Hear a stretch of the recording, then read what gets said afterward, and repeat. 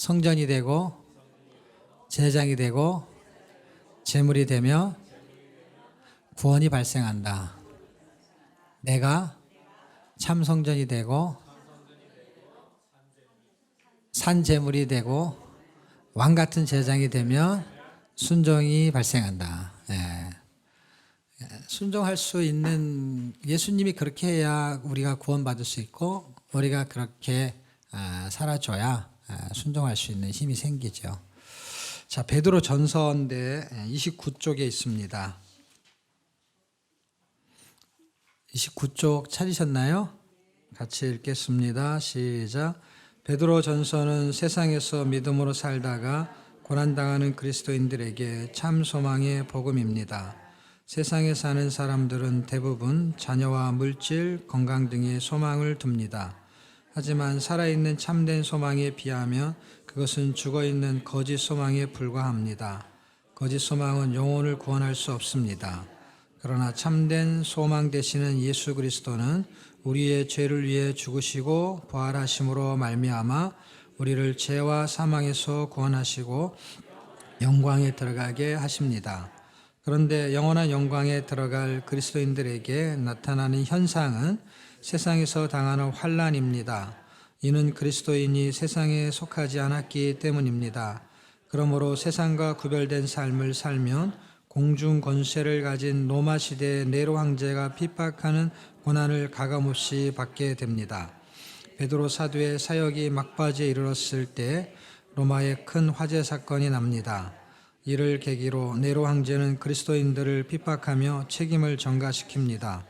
그래서 베드로는 산 소망이 되시는 예수 그리스도의 복음을 통해 죽음처럼 힘든 고난을 당하는 성도들에게 고난을 이기는 믿음을 굳게 하라고 베드로 전서를 씁니다. 고난의 종류에 대해서 말한다고 했잖아요, 아까. 그래서 고난의 종류가 장별로 나와요. 그래서 장별로 나오는 것만 간단히 찾아보고 또 고난의 의미, 그 다음에 고난의 은혜, 그렇게 고린도후서, 베드로후서 이렇게 보겠습니다. 자, 베드로전서 1장 6절을 보겠습니다. 베드로전서 1장 6절. 한 5절만 읽고 베드로전서는 그냥 넘어갈게요. 같이 읽어요. 시작. 그러므로 너희가 이제 여러 가지 시험을 인하여 잠깐 근심하게 되지 않을 수 없었으나 오히려 크게 기뻐하도다. 거기까지만 됐고요. 거기 1장을 그래서 제가 제목을 잡아봤는데 기쁨의 고난. 고난은 기쁘지 않잖아요. 그런데 기뻐한다고 써 있으니까 기쁨의 고난도 있는 거예요. 2장은 20절이요. 20절. 제목을 여러분이 한번 생각해 보세요. 자, 1장 6절에서는 읽고 거기서 찾는 거예요. 1장 6절에는 무슨 고난이라고 했죠? 기쁨의 고난. 2장 20절을 가지고 제목을 만들어 보세요. 저도 그렇게 만든 거니까. 20절 같이 읽어요. 시작. 죄가 있어 매를 맞고 참으면 무슨 칭찬이 있으리요. 오직 선을 행함으로 고난을 받고 참으면 이는 하나님 앞에서 아름다우니라. 무슨 고난? 아름다운 고난이요. 그러니까 아름다운 고난은 이런 고난인 거예요. 아무 잘못 없는데 받는 거. 근데 죄가 있어서 받는 고난은 아름다운 게 당연한 거죠. 잘못해서 벌 받는 거니까. 근데 지금 우리가 잘못해서 벌 받는 게 아니라면 성경이 나는 왜 자꾸 이런 벌을 받나 모르겠다. 난 이런 고생을 왜 하죠, 하나님? 그때 지금 여기서 그거를 잘 모르는 사람들한테 설명해 주려는 거예요. 아니, 의인이 왜 고난받냐고요? 구약에서 다 계속 그 질문이에요. 하박국도 사실은 의인이 왜 고난받냐는 거예요. 악인은 왜 형통하냐는 거예요. 근데 그거를 이해시키려고 해도 이해가 안 되니까 그냥 베드로 전서에 다 써놓은 것 같아요. 그래서 뭐 기쁨의 고난, 그런 고난이 기쁜 고난이 어디가 있어요. 근데 기쁨의 고난이 있다는 거고 또 아름다운 고난이라는 거예요. 그렇게 지금 고난을 계속 종류를 설명하고 있는 것 같아요. 자, 3장에는 14절인데요. 14절 가지고 제목을 만들어 보세요. 또 시작. 그러나 의를 위하여 고난을 받으면 복이 인자니 저희의 두려움을 두려워하지 말고 수동치 말며. 저하고 꼭 틀리다고 해서 틀린 건 아니니까, 그렇죠? 여기는 이제 15절하고 연결하게 되면 소망의 고난이라고 할 수 있을 것 같아요. 그 15절에는 너희 마음을 마음에 그리스도를 주로 삼아 거룩하게 하고 너희 속에 있는 소망에 관한 이유를 묻는 자들에게 대답할 것을 항상 준비하되 할 때 고난을 당하는데 그 사람들이 그걸 이겨내고 있어. 너는 어떻게 그걸 이겨내고 있냐 할 때 소망이 있는 거예요. 소망이. 그래서 그 고난을 이겨요. 그래서 소망의 고난이다라고 3장을 그렇게 잡았어요. 3장 전체를 말하는 의미이기 때문에 그렇습니다. 그 다음에 4장. 4장은 16절인데요. 16절. 찾으셨나요? 시작. 만일 그리스도인으로 고난을 받은 즉 부끄러워 말고 도리어 그 이름으로 하나님께 영광을 돌리라. 예. 예, 영광의 고난이 있는 거예요. 이렇게 보니까 야, 이 고난도 참 이게 참 제가 이거 읽다가 이걸 이렇게 스토리로 만드니까 재밌더라고요. 기쁨의 고난, 아름다운 고난, 소망의 고난, 영광의 고난. 그런데 그렇게 영광의 고난이라는 거는 대비가 되니까 그런 것 같아요. 항상. 기쁨의 고난이라는 거는 슬프지 않다라는 얘기를 하고 싶은 거잖아요. 그러니까 이게 부끄러운 일이 아니라는 게, 부끄러운 일은 영광스러운 게 아니잖아요. 수치스러운 거잖아요. 수치와 대비되는 건 영광이잖아요. 이 고난이 생각해 보세요. 가난한 게 영광이에요? 수치예요? 그렇게 말하면 좀 이상하지만 그냥 영광이라고 말하기 좀 그렇잖아요. 또 수치라고 말하기도 좀 그렇고. 근데 옛날에 가난을 수치스럽게 생각한 적이 있었잖아요. 옛날에 학교 다닐 때, 지금은 그런 걸 뭐라 하는지 모르지만 그 등록금 그 뭐지? 생활비 내는 거 있잖아요. 그거 못 낸 사람 자꾸 일어서라고 하는 거 기억나세요? 그 선생님 얼굴도 기억 안 나. 나는 그래서. 그러면은 그걸 되게 힘들어 했잖아요. 그렇죠? 가난이 수치스럽게 생각할 때가 있었잖아요. 그러면 예수 믿는다고 하면서 고난을 당하고 예수 믿는다는 것 때문에 뭔가 이렇게 막 자랑스럽고 한 일이 있으면은 영광스러운데, 예수 믿는 것 때문에 자꾸 어려운 고난을 당하면 그게 수치스럽게 생각했다는 거예요. 여기 사람들도. 이해가 돼요? 그래서 그렇게 생각하지 말라는 얘기를 하려는 거예요, 이게. 그러니까 12절 보세요. 12절 찾으셨어요? 시작. 사랑하는 자들아 너희를 실현하려고 오는 불시험을 이상히 당한 것 같이 이상히 여기지 말고. 이렇게 시험을 당하고 이상하게 여기거나 또 어려운 일을 당하잖아요. 그러면 부끄러워하지 말라는 거예요. 왜냐하면 그게 이상한 일이 아니라는 거예요. 그게 이 튼튼한 일이라는 거예요. 그러니까 이상하다. 왜 나는 이렇게 자꾸 예수 잘 믿는데 어려움이 있지? 그게 이상한 일이 아니고 반대는 뭐예요? 그게 당연한 일인 거예요. 그리고 그 부끄러운 일이 아니라는 거예요. 지금 우리가 예수 믿는 사람이 부자로 살면 얼마나 영광스럽겠어요. 내가 예수 믿다가 부자가 됐어. 내가 예수 믿다가 좋은 대학에 좋은 직장에 취직했어. 그럼 얼마나 자랑스럽겠어요. 자랑스러운 게 반대가 이상한 거고 부끄러운 거잖아요. 근데 그런 일이 있다는 거예요. 지금. 그런 일이 있는데 그걸 부끄러워하지도 말고 이상하게 생각하지도 말라는 거예요. 왜냐하면 예수 잘 믿으면서도 가난할 수 있잖아요. 예수 잘 믿으면서도 뭔가 부족할 수 있잖아요. 그런 게 있잖아요. 지금 누가 나를 막 해코지하면서 막 시험을 막 고난을 주지는 않지만 예수를 잘 믿는데 너무 힘든 거예요. 왜냐하면 어떤 사람은 예수 잘 믿는데 잘 살고 또 나이스해. 근데 나는 예수를 잘 믿는 것 같은데 이상하게 그렇지가 않아. 그런데 그렇지 않은 것을 기준으로 삼으면 안 된다는 거예요. 예수 잘 믿는 걸 기준으로 삼아야 된다는 거예요.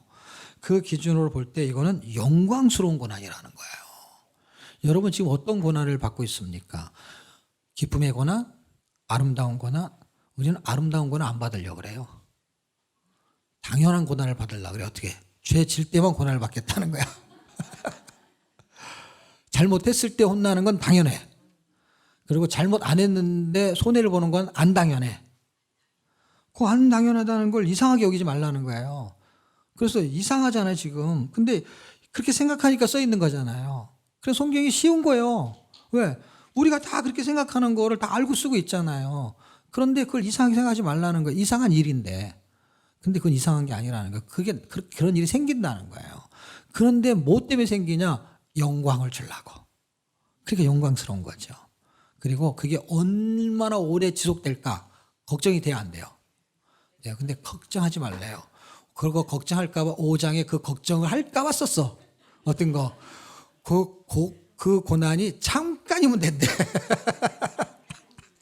아, 나 이거 읽다가 너무 그냥 어떻게 내 마음을 쏙 알고 이렇게 써놨을 것 같은가. 아, 그러니까 그거를 좀 너무 길게 안 했으면 좋겠어. 어쨌든. 근데 그거 걱정할까봐 그것도 걱정하지 않게끔 써놨어. 5장 10절. 찾으셨나요? 시작. 모든 은혜의 하나님 곧 그리스도 안에서 너희를 부르사 자기의 영원한 영광에 들어가게 하시니가 잠깐 고난을 받은 너희에게 친히 온전케 하시며 굳게 하시며 강하게 하시며 덜 견고하게 하시리라. 우리는 긴 것 같지 않아요? 이건 저쪽에서 쓴 거예요, 여러분. 우리는 긴데 자기가 잠깐이래. 우리는 이상하고 부끄러운데 자기는 뭐래요? 영광스러운 거래. 우리는 슬퍼 죽겠는데 자기는 뭐래요? 그건 기쁜 거래. 우리는 애매히 고난을 당하는 거야. 난 잘못 아는데 애매히 고난. 그렇게 써 있잖아, 2장. 애매히 고난을 당하는데 당신은 뭐래요? 그건 아름다운 거래요. 그럼 우리 쪽 걸로 그냥 밀고 가는 게 좋겠어요? 아니면 그쪽 걸로 그냥 해석하는 게 좋겠어요? 주석 안 봐도 그쪽 걸로 해석되죠? 이걸 주석을 찾아봐갖고 이게 맞는 거냐 틀린 거냐 그럴 필요 없죠. 그냥 설명 다 해놨는데 뭐. 그러니까 고난의 종류가 있는데 고난은 제가 그럼 묵상을 했어요. 고난은 도대체 왜 성도에게 주는가 봤더니 고난은 성도의 매력을 보여주는 기회인 것 같아요. 이건 정말 매력적인 거예요. 매력적인 거. 가난한데 부끄러워하지 않아요. 근데 신앙을 지켜요. 얼마나 매력적이에요. 부자가 꼼짝 못하죠. 부자가 돈으로 이렇게 휘둘릴 수 있지만 가난한 사람이 그거 휘둘리지 않아요. 왜냐하면 믿음을 지켜요. 그러면 권세에 휘둘리지 않아요. 보세요. 세상에 권세를 잡은 자가 돈만 있어요. 권력도 있고 힘도 있고 능력도 있죠. 그런데 예수 믿는 가난한 사람이 휘둘리지 않는 거예요. 그래서 로마가 기독교가 된 거 아닙니까? 예? 로마를 기독교로 만든 사람은 총칼로 한 게 아니잖아요. 그 당시에. 그러니까 얼마나 매력적이에요. 그 매력에 빠져버린 거예요.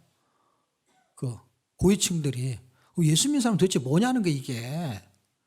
조금 화기도 없고, 그거는 뭐 그냥 실력도 없고, 그 별것도 없는 건데 뭔가 매력이 있는 거예요. 우리는 돈이 매력인 줄 알고 실력이 매력인 줄 알았는데 이게 어마어마한 매력이 있는 거예요, 이게. 그걸 어떻게 이겨내냐고. 예? 거기에 푹 빠져버린 거예요. 이거를 묵상하다가 제가 십자가가 가장 고난이잖아요. 그게 가장 매력적인 거 알고 봤더니. 우리는 세상에 어울립니까? 그리스도하고 어울립니까?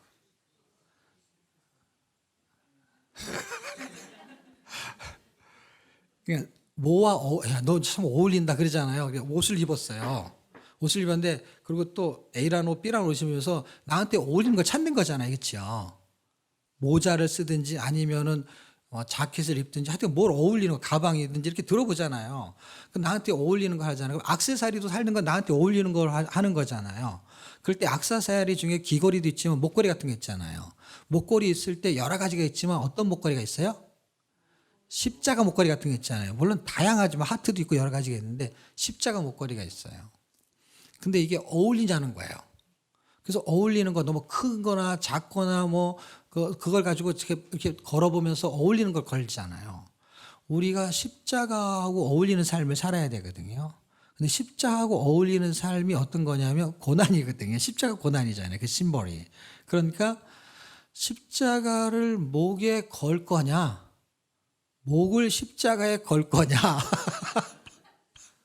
그래서 목걸이를 짧게 하면 안 되고 길게 해가지고 이렇게 목걸이 달고 있다가 목걸이를 뒤로 샥 던지면 목을 십자가에 건 거야.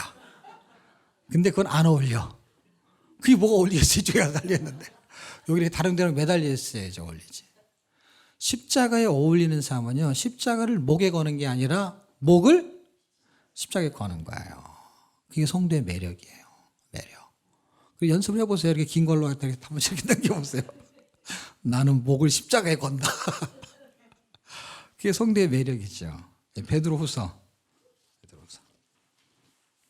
30쪽인데요. 시작. 베드로후서는 불경건한 세상에서 그리스도인들에게 새하늘과 새 땅을 바라보게 하는 참 복음입니다.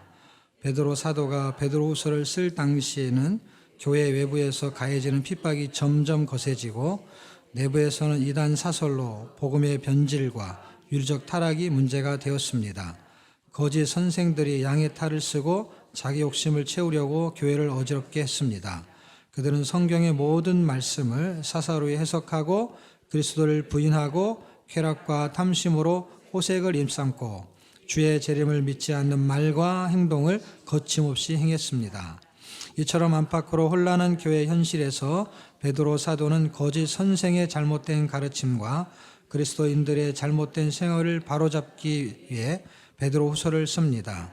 특히 베드로후서는 유다서와 흡사한 내용, 하나님에게 심판받게 될 이단을 경계하고 불에 타서 없어질 현실 세상에서 죄의 재림을 통해 다가올 새하늘 새 땅의 참현실을 기다리며 거룩한 행실과 경건한 삶을 살도록 권면하고 있습니다. 예. 고난의 은혜는 3장 한번 보겠는데요. 3장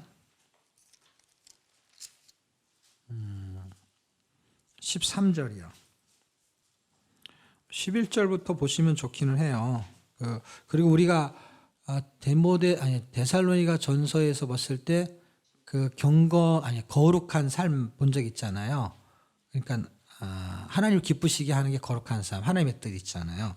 그러면서 어떻게 행해야 되며 이런 거 있었잖아요. 그래서 영어로 how to live라 그랬잖아요.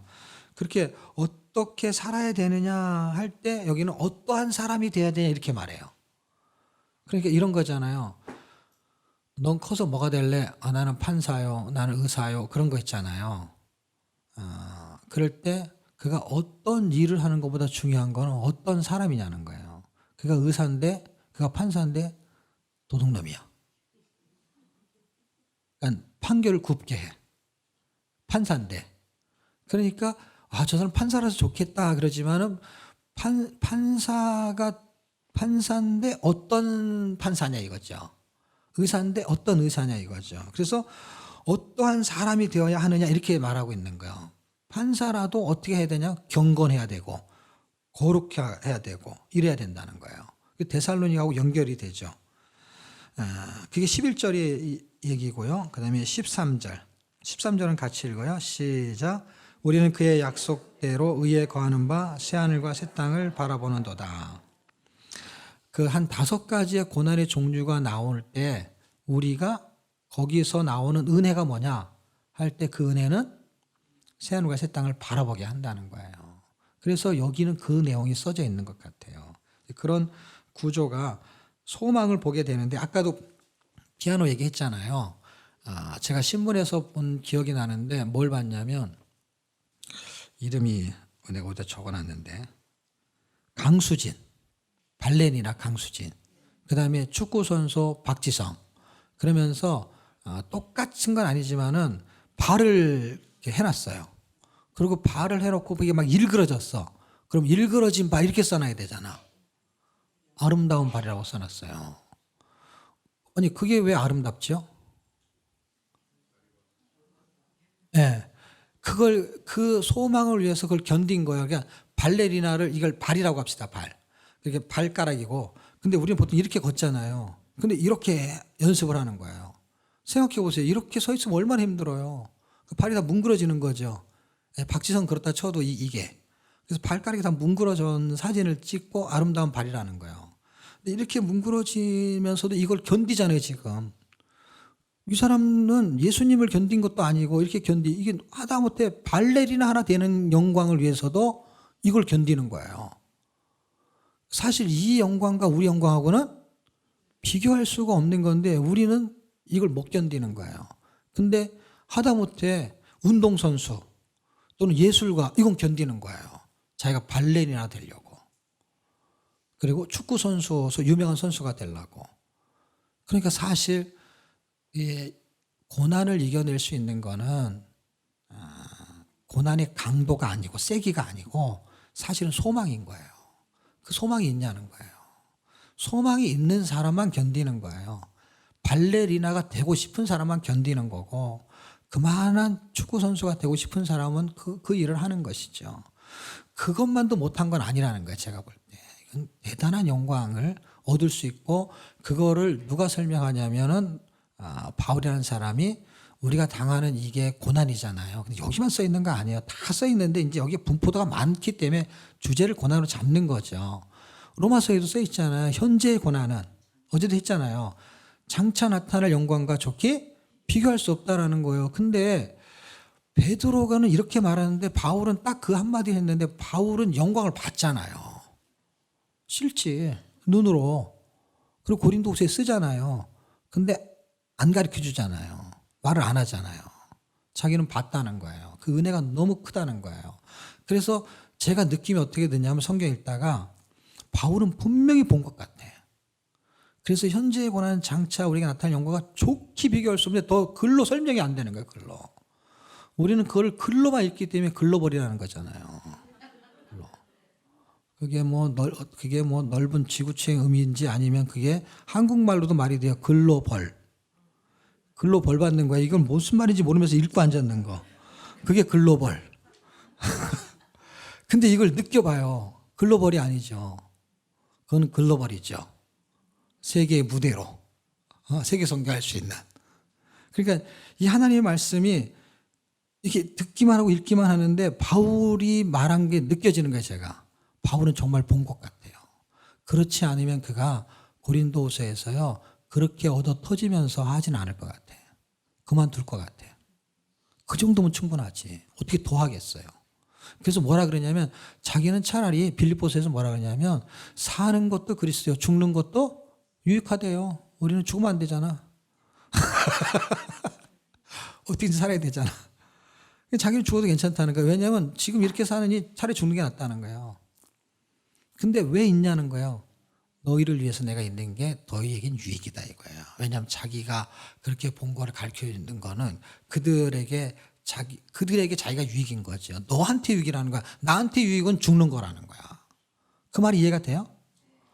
자기는 가르치는 건 너가 유익이지 나는 유익이 아니야. 나는 지금 죽는 게 유익이라는 거야. 나는 거기 가는 게 유익이지 내가 이거 하고 있는 게 유익이 아니라는 거예요. 근데 너희를 위해서 하나님 나를 여기 있게 했다면 너희의 유익을 위해서 내가 지금 있는 거다. 라는 굉장히 사적인 것 같지만 굉장히 의미가 있더라고요. 그러니까 지금 우리가 여기 더 사는 거는 남의 유익이 있는 거고요. 우리가 지금 죽어도 손해보는 건 아닌 거예요. 나의 유익인 거예요. 근데 저놈이 없어져야 내가 유익인데. 그놈이 있어야 내가 유익이 돼야 되는데 그놈이 없어야 돼. 내가 있음으로 남이 유익되고 내가 없어도 나한테 유익이 되고. 베드로 후서의 결론은 그거고요. 이제 우리가 몇 번째죠? 7번째 지금 하는 거예요. 맞죠? 여기서 1, 2, 3 한 거죠. 4, 5, 6. 그래서 그 재림의 시기에 경건하게 살면 뭘 받아요? 고난을 받아요. 그렇지만 그 고난이 결코 이상하거나 부끄러운 게 아니라는 거예요. 왜냐하면 그게 영광이고 그리고 할만하다는 거예요. 왜냐? 잠깐이니까. 이거 평생 할 것 같은데 잠깐이래요. 잠깐. 그리고 그 히브리서 10장 38절 그 언저리 읽잖아요. 잠깐이면 오신대요. 조금만 참으라는 거예요. 조금만. 그때부터 잠깐이 2000년 지났어요. 아직도 안 오고 말이야. 그분하고의 교제 속에서 이해가 되어져야지 이걸 논리적으로 계산하고 숫자로 계산하면은 평생 안 올 것 같아요.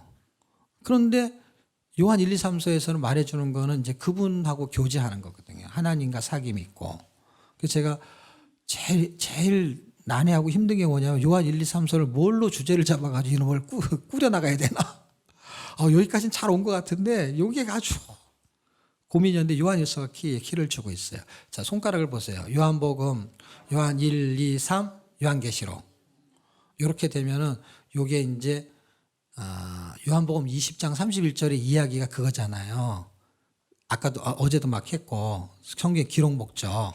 내가 이것을 쓴 것은 그러니까 예수님이 하나님의 아들이심을 믿게 해가지고 그래서 하나님의 아들이라는 걸 증거하는 기록된 거예요. 아주 많이. 그것을 믿게 해서 생명을 얻게 합니다 하니까 이건 구원을 발생시키는 이야기가 쓴 거예요. 그러니까 영생을 얻게 하는 방법. 그리고 요한 1서가 키를 갖고 있지만 요한 1, 2, 3서를 같은 서신으로 그냥 묶으면 요거는 특히 요한 1서에 많이 써 있어요. 내가 이것을 쓴 것은 이게 굉장히 많이 나와요. 그렇죠? 요한복음은 딱 한 번 나오는데 이거는 몇 번 나와요. 내가 이것을 쓴 것은 너희에게 영생이 있음을 알게 하려 함이라. 이게 중요한 키예요. 자 보세요. 손가락을 보세요. 이거는 영생을 얻게 하려고 쓴 거고 요한복음은 그래서 영생을 얻었어. 얻은 사람들이 영생이 있으면 알게 하려 썼다는 거는 영생을 얻고도 영생이 있는지 없는지를 안다는 거요? 모른다는 거요? 모르니까 썼죠. 알았으면 쓸 리가 없죠. 내가 이것을 쓴 것은 너에게 영생이 있음을 알게 하려 함이라니까 몰랐다는 거죠. 그 무슨 얘기예요? 영생의 가치를 몰랐다는 거죠. 영생의 참뜻을 몰랐다는 거죠. 그러니까 영생이 있는 자의 삶이 뭔지를 몰랐다는 거죠. 예수를 믿어서 영생이 생긴 사람의 그 가치를 지금 쓰고 있는 거나 마찬가지인 거예요. 그래서 하나님과 교제하고 그게 요한일서. 그 다음에 요한일서는 뭐예요? 이단을 경계하잖아요. 그렇죠? 이단을 경계하고. 제가 갑자기 생각이 안 나네요. 어디다 써놨는데 찾아볼게요. 이단을 경계하고 그 다음에 요한 3서에는 가요 얘기가 나오잖아요. 그렇죠? 그 다음에 이건 뭐예요? 성도와 교제를 하고. 그러니까 보세요. 이게 교제에 대한 이야기인데 요한 1서는 하나님하고 교제하는 거예요. 그 다음에 이 이단을 경계하는 거니까 이단하고는 교제하지 말라는 거고 그 다음에 요한 3서는 성도하고 교제하라는 거예요.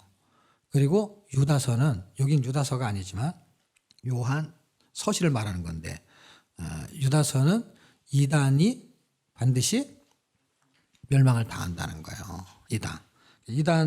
이단의 심판이 있다는 얘기를 하는 거예요. 그러니까 누구하고 교제를 하는 거냐 하는 이야기를 할 때 영생이 있는 자의 삶의 이야기를 하는 거죠. 서신서니까.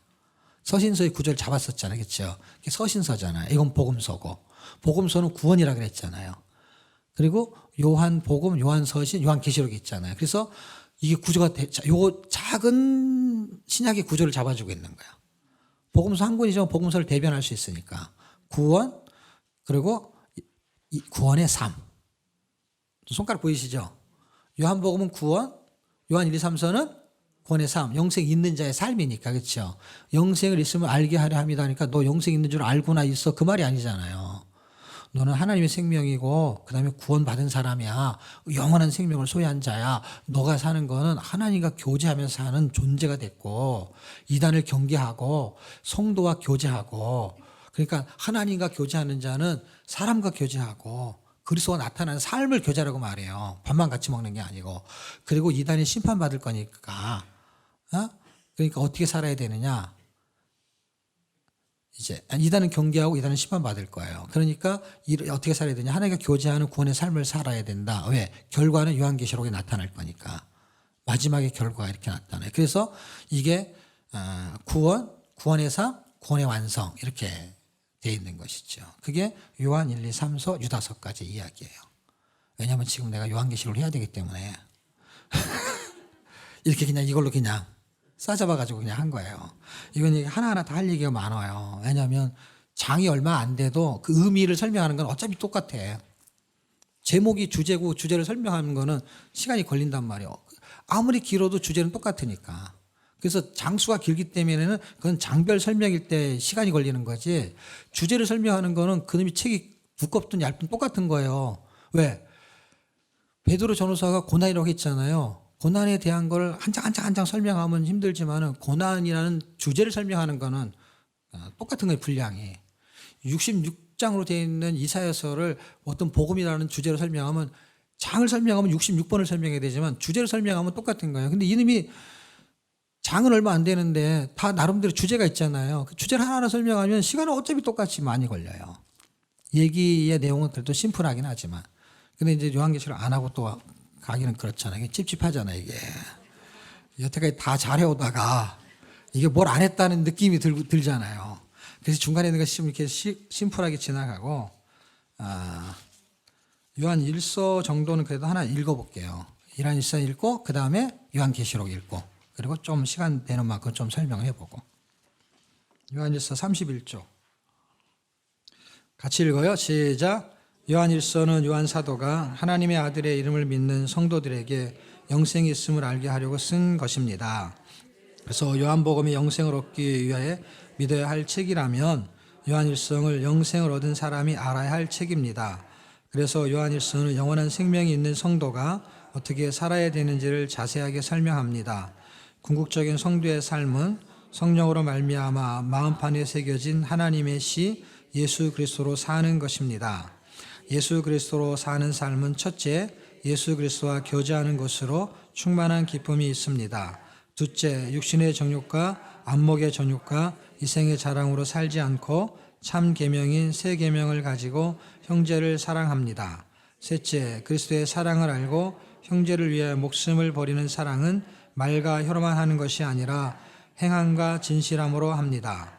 넷째, 하나님에게 속해 진리의 영과 미혹의 영을 분별하고 하나님으로부터 온 그리스도의 온전한 사랑으로 서로 사랑합니다. 다섯째, 참된 자 곧 예수 그리스도 안에서 영생을 누립니다. 그래서 뭐 설명 안 해도 되게 다 설명된 거잖아요. 그렇죠? 1점 정리. 예. 그리고 여러분이 지금 제가 안 읽은 게 있잖아요. 요한 2서, 3서 얼마 안 되니까 한번 읽어보시고 유다서도 한번 읽어보시고 요한계시록은 읽고 시간만큼 설명을 하고 35쪽, 36쪽에 있는데요. 좀 기니까 천천히 읽겠습니다. 시작. 요한계시록은 성경의 마지막 책이며 현 세상의 마지막과 새로운 세상의 시작을 알리는 책입니다. 계획된 창조는 예정된 종말에 의해 시작된 것입니다. 그러므로 요한계시록은 성경의 핵심을 파악하고 성경 전체를 예수 그리스도의 구속 역사로 관통할 수 있는 참 계시의 복음입니다. 사람이 어떤 목적을 갖고 66층 건물을 하나 세우려면 먼저 차질이 없도록 안전하고 정확하게 설계도를 작성해 그대로 진행해야 합니다. 사람보다 더 지혜로우신 하나님이 66층 건물을 세우듯이 하나님 나라를 세우시기 위해 성경 66권에 계시하신 내용은 이미 창세전에 예정된 하나님의 계획입니다. 지금도 하나님의 계획은 가장 안전하고 정확하게 차질 없이 진행되고 있습니다. 여자의 후손이신 예수 그리스도의 구속 역사로 말미암아 창조는 새하늘과 새 땅으로 완성되고 사람은 하나님의 자녀로 새롭게 출생합니다. 그러므로 창조의 목적은 하나님의 자녀가 나라와 제사장이 되어 땅에서 왕노릇 1000년 동안 왕노릇 그리스도와 함께 세세토록 왕노릇하는 것입니다. 구약 성경에 예언된 예수 그리스도의 구속 사역은 신약의 복음서에서 예수 그리스도가 십자가 위에서 죽으시고 부활하심으로 사람의 죄를 대속하시고 하나님의 자녀를 출생시키면서 성취됩니다. 특히 사도행전의 성령 강림은 예수 그리스도의 구속 사역을 확증합니다. 그리고 신약의 서신서는 하나님의 자녀가 임마열하신 예수로 살아야 되는 새로운 삶의 방식을 설명합니다. 요한계시록은 결론적인 하나님의 나라가 완성되는 모습을 보게 됩니다. 요한계시록은 사도 요한에 이어 약 2000년 전 기록된 책이지만 지나간 과거가 아니라 다가올 미래에 나타나실 예수 그리스도의 계시입니다. 그러기에 요한계시록은 전 현대 그리스도인들에게 꼭 필요한 지침서입니다.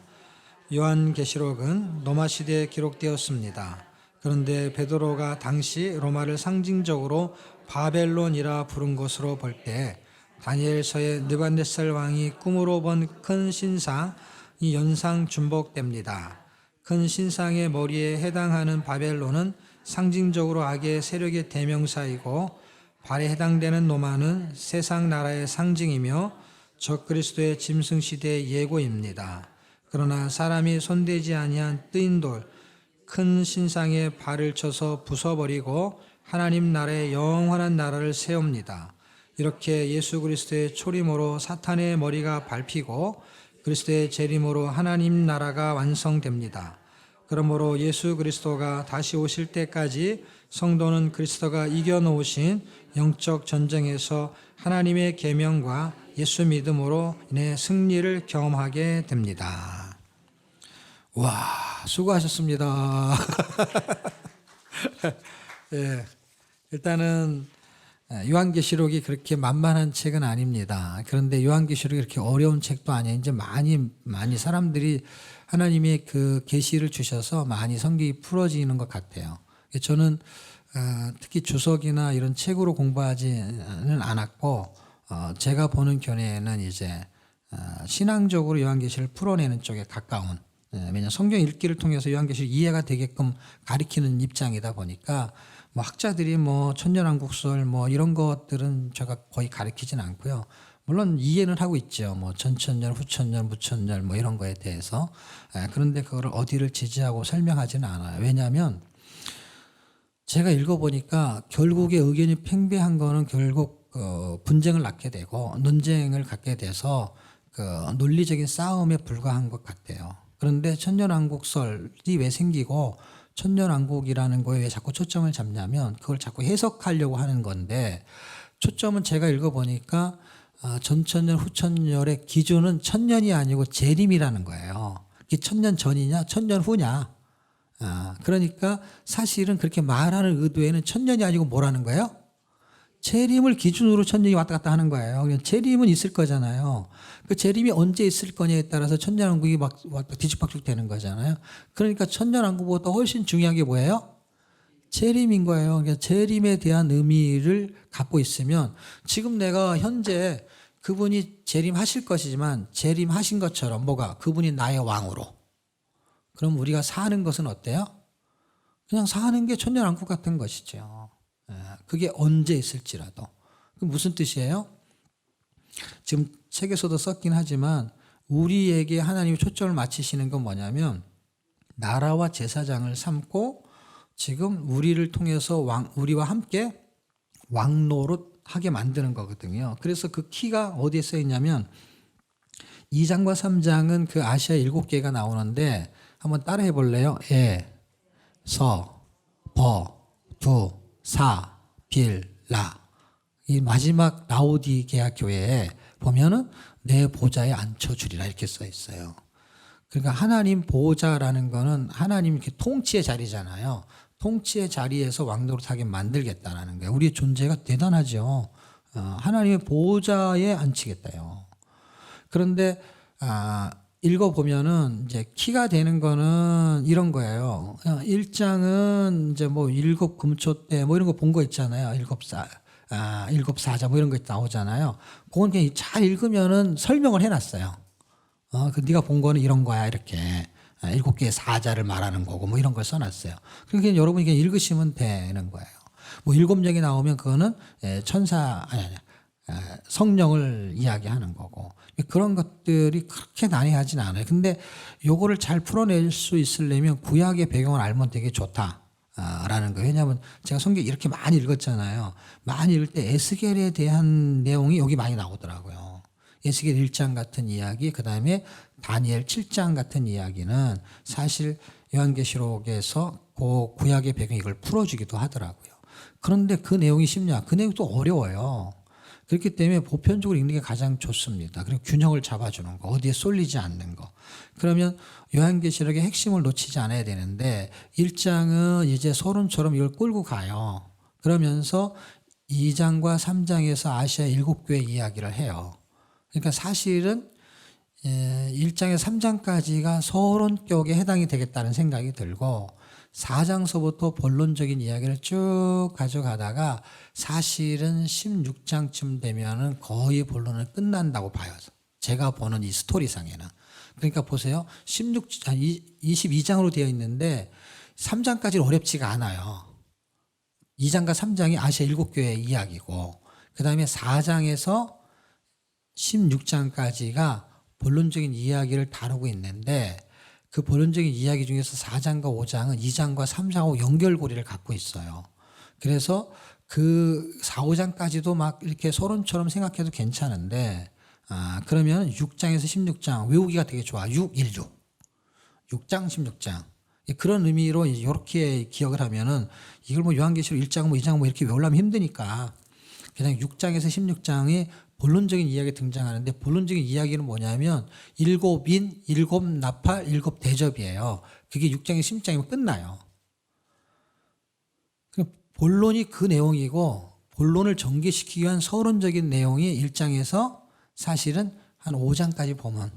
근데 1장은 이제 서론을 끌고 가고 있고 2장과 3장은 지상에 있는 교회를 말하는 거고 4장과 5장은 하늘의 교회를 말하는 거예요. 그래서 교회야 다 이게 교회인데 이게 땅의 교회냐 하늘의 교회냐 이 차이예요. 그 차이는 무엇을 의미하고 있느냐? 우리가 지금 지상교회잖아요. 아시아 7교회처럼. 이 7교회처럼 지상에 있는 우리 교회가 하늘과 연결된 일을 하고 있는 거예요. 그러니까 하늘의 일을 땅에서 하는 게 교회예요. 땅에 있는 사람들은 땅에서 땅의 일을 해요. 근데 우리는 땅에 있지만 무슨 일을 해요? 하늘에. 그러니까 성경 읽으면은 야 하늘에서 기뻐한다 뭐 그런 말 들어보셨죠? 그리고 죄인 하나가 회개하면 하늘에서 어쩌고 저쩌고. 그러니까 우리가 죄를 해결시키는 뭔가를 했다고 치자고요. 그러면은 땅에서 하는 거잖아요 지금. 근데 어디에서 기뻐한다고요? 하늘에서 연결이 돼 있다는 거 안 돼 있다는 거예요. 돼 있다는 거예요. 돼 있다라는 설명을 요한계시록이 잘해주고 있는 거예요. 땅의 교회의 모형적인 교회는 아시아 7교회를 가지고 모든 교회를 대변하는 것 같아요. 그런데 지상의 교회가 어디하고 연결돼 있다? 하늘하고 연결되어 있다는 거예요. 그래서 21장과 22장에 보면은 이제 새 예루살렘이 내려오잖아요. 그 새 예루살렘이 사실은 교회를 상징하는 거거든요. 교회의 실체가 땅에 있다는 거예요? 하늘에 있다는 거예요? 하늘에 있다는 거예요. 교회 실체가. 그래서 이 지상의 교회는 완벽하지가 않은 거예요. 좀 불완전한 거죠, 사실은. 그렇지만 우리가 하는 일은 사실은 땅의 일이 아니고 하늘의 일을 땅에서 하는 것 뿐이에요. 놀라운 일이에요. 이 교회가 되게 놀라운 거예요. 여러분, 어떤 사람이 뭘 조사하고 막 그러는데 어디서 나왔어요? 저는 제가 이제 관악구에 살거든요. 서울의 관악구. 경찰서에 나왔습니다. 그럼 그 사람 소속이 어디예요? 관악경찰서죠. 어떤 사람이 막 조사하러 왔는데 막 신분증도 안 보이고 막 굉장히 막 거만해. 어디서 나왔냐? 청와대에서 나왔습니다. 그럼 그 사람은 소속이 어디예요? 청와대 소속이에요. 어떤 사람이 어사, 박문수 뭐 그런 거 있잖아요. 그 다음에 또 누가 있지나? 춘향이하고 나오는 거. 이몽룡, 이도령. 그런 사람이 막 어떤 거짓고를 해가지고 왔는데 참 거지 같아. 그 모양이. 그런데 이 사람이 신분은 뭐예요? 이 사람이 암의 어사잖아요. 여기 마패가 있잖아요. 이 사람 어디서 나온 거예요? 궁에서 온 거죠. 그래갖고 이 사람이 궁에서 왔는지도 모르고 사람들이 자꾸 궁시렁 대는 거야. 궁시렁. 궁에서 나온지도 모르고. 이 사람이 마패를 보여주면 신분이 드러나는 거잖아요. 이 고린도 후서에서는 우리가 이게 사신, 대사. 그게 이제 하나님 나라에 우리가 대사라는 거예요. 우리의 신분이 하늘에 있는 거예요. 그래서 빌립보서 3장 20절에는 우리의 시민권이 하늘에 있다라는 거예요. 그러니까 이게 헐벗게 보여도 우리가 다 뭐예요? 어사라고 어사. 왕이 보낸 거란 말이에요. 그래서 좀 헐벗게 사는 게 이게 다 작전상 이렇게 사는 거예요. 우리가 일을 열심히 안 하고 가난한 게 아니라 이게 작전상 우리 안에는 뭐가 있는 거예요? 말씀의 마패가 있는 거예요. 이걸 지금 내가 이걸 꺼내가지고 저놈들을 그냥 안 꺼내요. 예수님도 안 꺼내요. 예수님도 막 잡히고 할 때 뭐라 그러는지 아세요? 베드로가 칼을 들고 막 난리를 칠 때 자기는 천군 천사가 있다는 거예요. 예수님 마패를 꺼내기만 하면 어떻게 되는 거예요? 천군 천사가 그냥 근데 안 꺼내는 거야, 안 꺼내요. 예? 그래서 이 베드로가 그 말고의 길을 잘랐잖아요. 그래서 예수님이 그런 걸 하지 말고 그렇게 칼을 사용하지 말고 그래서 이름이 말고가 됐다는 거예요. 예? 무슨 말인지 모르는 사람들 졸지 말고 졸지 말라고 하는 얘기예요. 예, 웃기지 말고 지금 뭐 얘기하다 요한계시록 하는 거지 지금. 예. 하늘과 연결된 일을 하는 거기 때문에 그 존재감이 굉장히 중요해요. 근데 우리의 존재감을 자꾸 땅에다 두니까 가난하면 굉장히 수치스러워하고 또 옷 입은 거 명품 가방 안 들면 되게 힘들어하고, 그런데 비 올 때 짜가라도 이렇게 하고 가면은 사람들이 다 명품인지 알아보니까 비 올 때 일부러 그냥 가방을 안고 가요. 존재감을. 그런 존재의 결론이 이제 17장 이후서부터 결론을 내는데, 그 결론은 땅의 사람들의 결론은 17장 18장이에요. 그리고 하늘의 사람들의 결론은 19장 20장인데 17장 18장은 무너졌도다 바벨론, 그런 거 들어보셨죠? 그래서 무너진다는 거예요. 그들은 땅에, 그게 바벨론을 제가 이렇게 성경을 막 읽다가 보니까 느낌이 그렇게 드는 거야. 그 바벨탑 사건 있잖아요. 그게 신할 땅이에요. 지역이 신할 땅, 바벨 지역이야. 그래서 거기다 탑을 쌓으니까 바벨탑이 되는 거예요. 그 바벨이라는 그 바벨탑, 그게 무너졌다는 얘기를 하는 거예요. 바벨론을 말하는 것 같은데 사실 그 당시 바벨론 없거든요. 아니, 그 당시, 그러니까 성경이 그게 요한계시록 써질 때가 AD 95년경으로 봐요. 그 당시에 무슨 바벨론이 있어요? 없죠. 그러니까 뭘 의미하고 있는 거란 말이야. 그러니까 여기서 그때 세웠던 바벨탑이 있을 때 하나님 바벨을 흩으셨다라는 그 단어의 뜻이 있잖아요. 그랬을 때 바벨탑을 무너뜨렸다는 글이 없어요, 여러분. 바벨탑을 싼 사람을 흩었다고 써있지. 그 사람들이 지금 뭐 하냐면 흩어져 가지고 계속 바벨탑을 쌓고 있는 거예요. 그게 상하탑, 바벨탑, 공든탑, 무너질 탑, 그런 탑을 쌓는 거예요. 근데 언제 무너지냐? 17장, 18장에 가서 무너지는 거예요. 그래서 무너질 때 어떻게 무너뜨리냐? 한 곳에 모아서 무너뜨린대요. 그러니까 바벨탑, 그 다음에 상징적으로 등장하는 나라가 바벨론이에요.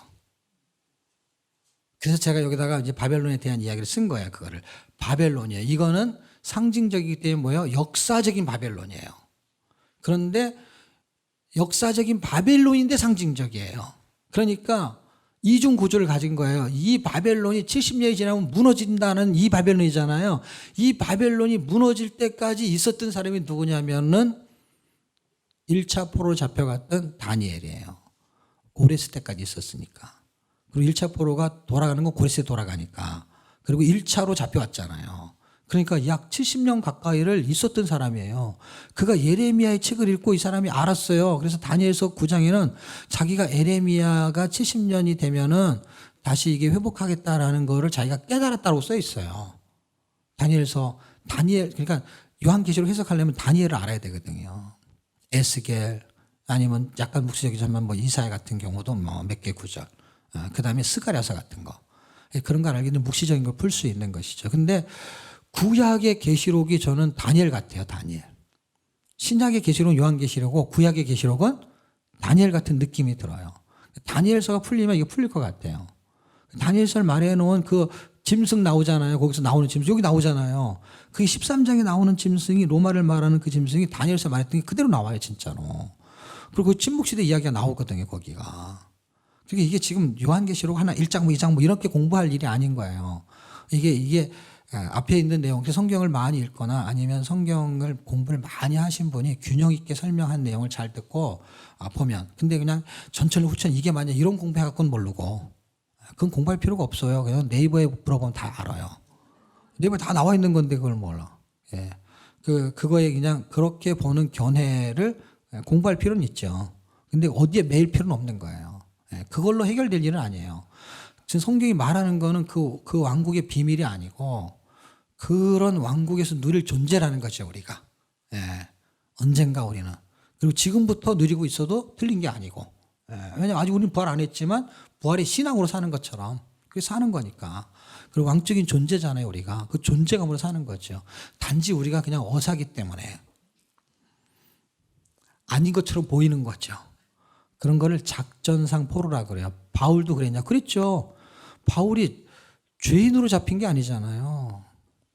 바울은 죄인으로 잡힌 게 아니라 의인으로 잡힌 거예요. 죄가 있어 잡힌 게 아니다 이 뜻이에요. 근데 그가 잡혔는데 죄를 져서 잡힌 게 아니기 때문에 그가 갖고 있는 하나님의 계획이 있는 거예요. 작전상 잡은 거예요. 안전을 위해서. 지금 우리가 가난한 게 안전한 거예요. 아무도 우리를 건들지 않아요.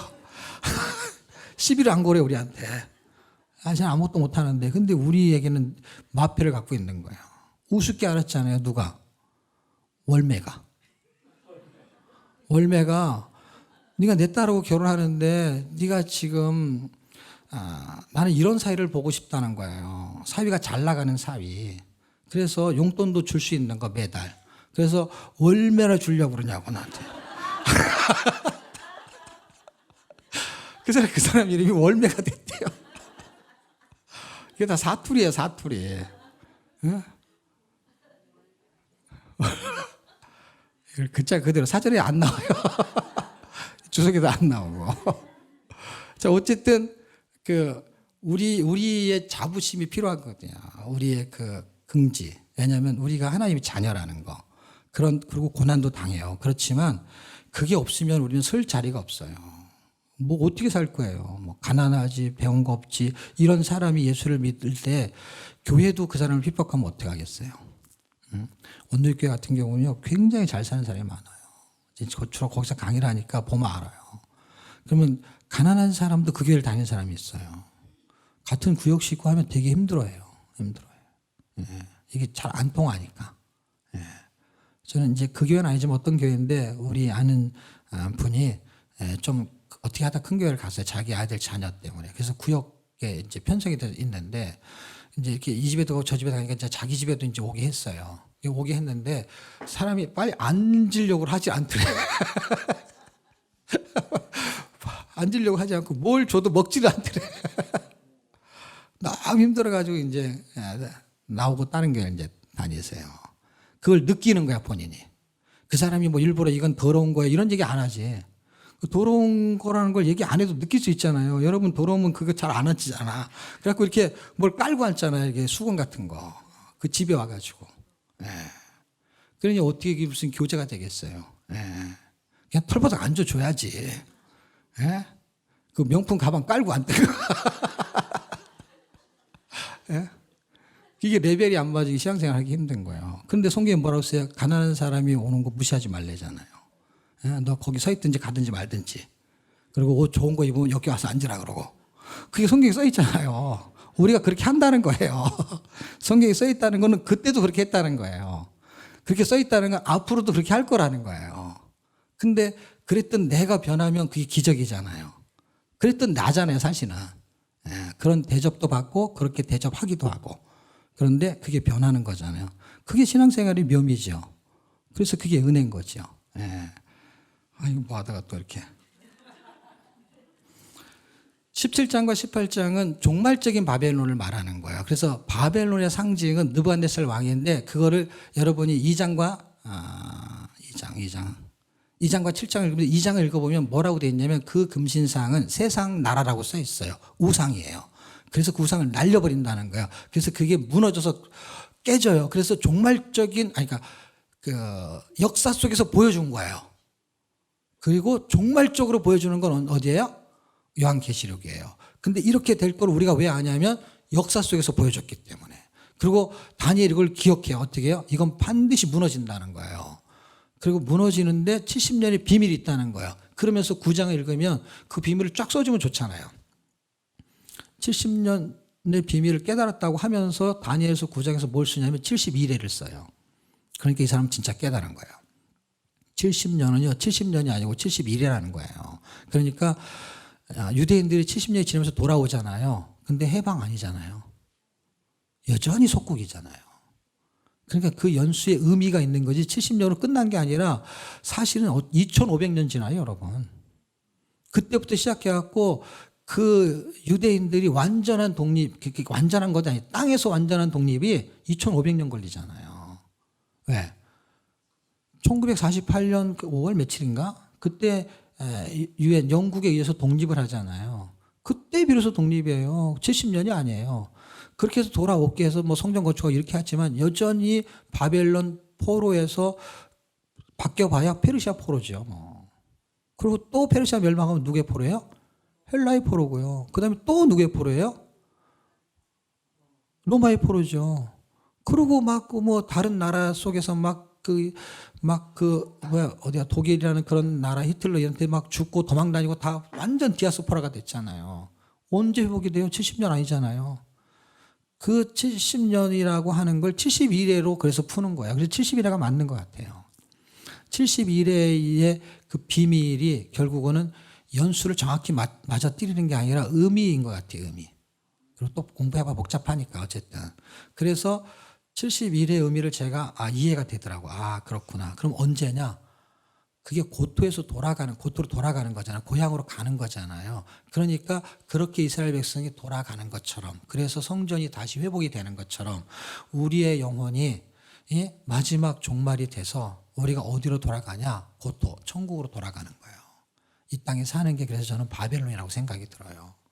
바벨론 포로지에서 사는 거예요, 우리가. 그래서 여기서 신앙을 지키면서 사는 거예요. 여기가 바벨론이거든요. 한국도 바벨론, 세상이 바벨론인 거예요. 세상 나라를 멸망시키겠다는 거예요.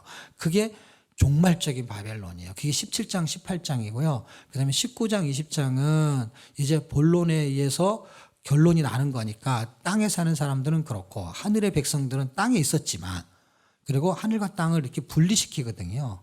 분리시키고 19장에는 무슨 얘기가 나오죠? 혼인잔치 나오죠. 그렇죠? 그리스도 혼인잔치를 하고 그 다음에 20장에는 우리가 말하는 천년왕국이라는 내용이 거기에 나오죠. 그리고 21장과 22장은 4장과 5장에 있는 천상에서 드려지는 예배의 실체가 거기 있다는 거예요. 하늘에. 그리고 2, 3장은 지금을 보여주는 거고. 지금 시간이 많이 가서 이것만 설명을 마칠게요. 자, 6장과 16장의 이야기에는 이제 중간중간에 그냥 짧은 시간에 하기가 되게 어려운 내용이 이제 많아요. 그렇지만 6장과 16장은 7인과 7나팔과 7대접이 있어요. 그런데 15장이 키를 갖고 있는 것 같아요. 15장에서 방향을 바꿔줘요. 저를 보셔야 되는데, 예를 들면 이거예요. 15장이 어떤 내용이냐면 출애굽기 15장하고 똑같은 내용이에요. 출애굽기 15장은 뭐라 그랬지 제가? 역학적 구원. 기억나요? 식중독 기억나요? 역학적으로 내가 어떻게 구원받았지? 스토리를 출애굽기에 살 수 있다 그랬잖아요.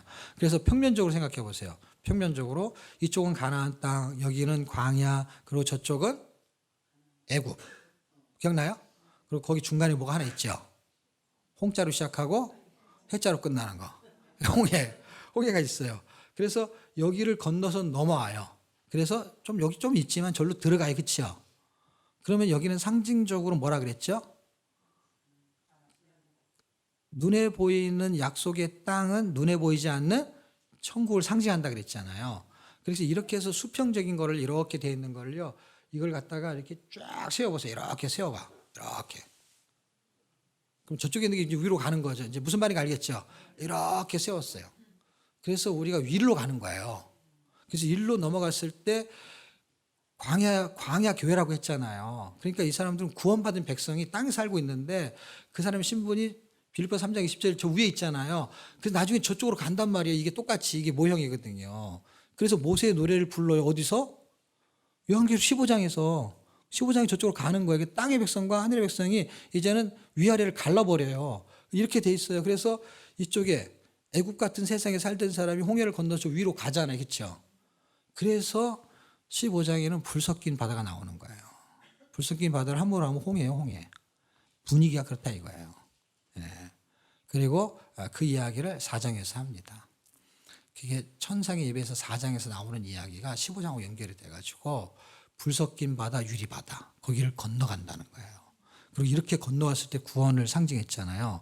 그 위로 갈 때는 이름이 이렇게 돼가지고 하늘과 땅의 경계선을 넘어가는 거를 불 섞인 바다라는 걸 쓰고 있는데 이 이야기가 다 에스겔에도 써 있고요. 다른 성경이 써 있어요. 거기에 유리 바다가 써 있다니까요. 다른 성경에. 예. 유리 바다, 불 섞인 바다. 불 섞인 바다는 약간 색깔이 붉으스름하니까 그게 홍해도 사실 함부로 그런 뜻이잖아요. 그렇죠? 결국은 이쪽에서 어떤 인나팔 대접 굉장히 힘든 어떤 사건이 벌어질지라도 하나님이 이렇게 넘어가게 하는데 우리가 이 땅에 사는 동안에 이게 지금 앞으로 일어날 일이냐? 제 생각에는 전에부터 일어났던 일이에요. 왜?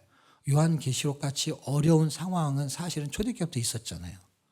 네로 황제 때의 사건이나 그 사자배비 되는 거, 그게 그 사람들한테 요한계시록이죠. 지금도 여전히 그런 비슷한 일이 벌어지고 있고 언젠간 더 심한 게 나타날 수도 있는데 현재 진행형이라고 보는 거예요, 저는. 그런 속에서 우리가 어떻게 살아야 되느냐 할 때 살아야 되는 성경 구절 하나만 보고 마칠게요. 시간이 지났기 때문에. 14장 12절 찾으셨나요? 같이 읽어요. 시작. 성도들의 인내가 여기 있나니 저희는 하나님의 계명과 예수 지키는 자니라.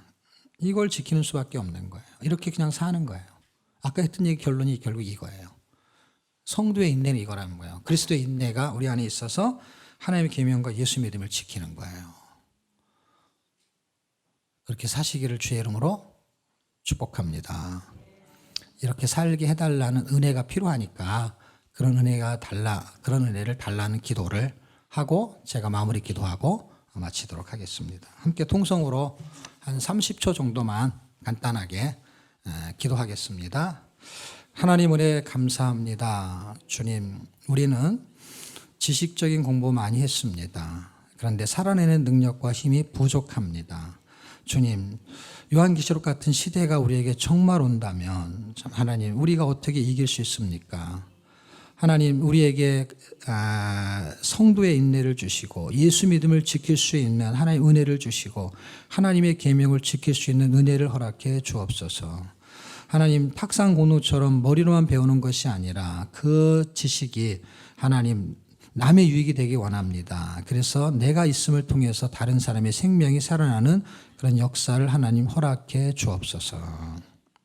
하나님 은혜 감사합니다. 3일 동안 귀한 시간을 허락해 주신 하나님, 세계선교 침례교회에 하나님의 부흥이 있게 하시고 또 하나님, 이런 일을 하나님 소개받고 정말 흔쾌하게 그 사역의 장을, 이 말씀의 장을 열어주신 우리 고 목사님에게 정말 진심으로 감사를 드립니다. 성경 읽는 교회 되어서 세계 선교하는데 정말 귀한 도구로 말씀이 사용되어지게 하시고 목사님의 사역과 이 교회의 부흥을 위해 하나님 주님이 역사하시고 인도하여 주시옵소서. 또한 우리들 이 교회에 속해 있던 다른 교회에 속해 있던 하나님의 동일한 백성으로서 하나님이 원하시는 삶을 이 땅에서 하늘의 일을 잘 감당하는 성도의 인내로 하나님의 계명과 예수 믿음을 지키는 자들이 되게 해 주시옵소서. 감사하며 예수님의 이름으로 기도하옵나이다. 아멘. 하나님 감사합니다.